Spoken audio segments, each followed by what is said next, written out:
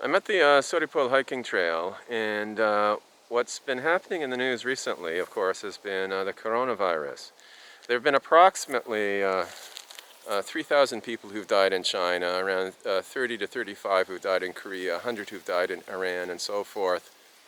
I don't know the total global figure, but it's still in the thousands. Now, behind me, you'll notice that the sun is setting here in Seoul, and this is a very common sight. This particular palette, these particular colorations, sort of hazy, brownish, purplish sky, and a dimmed out, sort of soft, fuzzy sun. It's because of what's called misemunji, which is a very fine dust, a microscopic fine dust.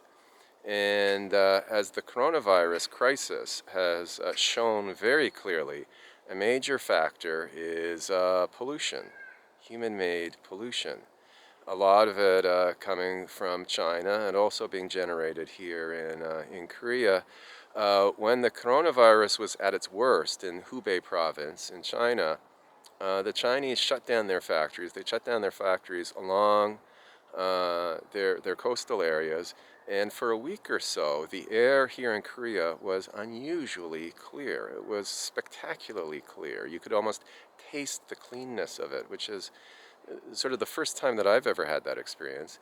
Now, annually, air pollution is linked with the deaths of around 7 million people worldwide. So you can see that the cost, the human cost of pollution, is greater in terms of fatalities, but it's also greater just in terms of lifestyle.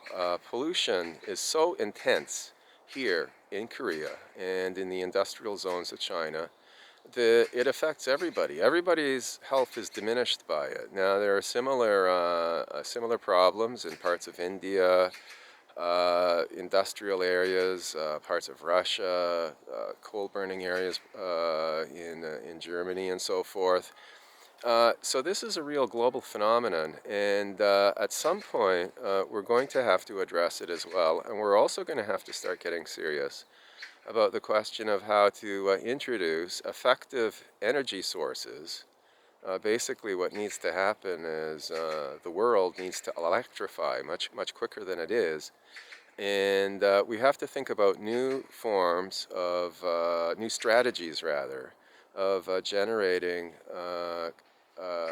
carbon-free electricity. We can generate electricity in all sorts of ways, including with coal, with gas-burning plants, and so forth. But of course, they increase the amount of carbon in the atmosphere.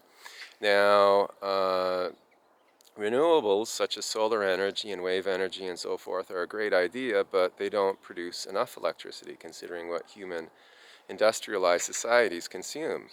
That means we're going to have to look, for example, at nuclear again, but we are going to have to get serious about speeding up this process of electrification.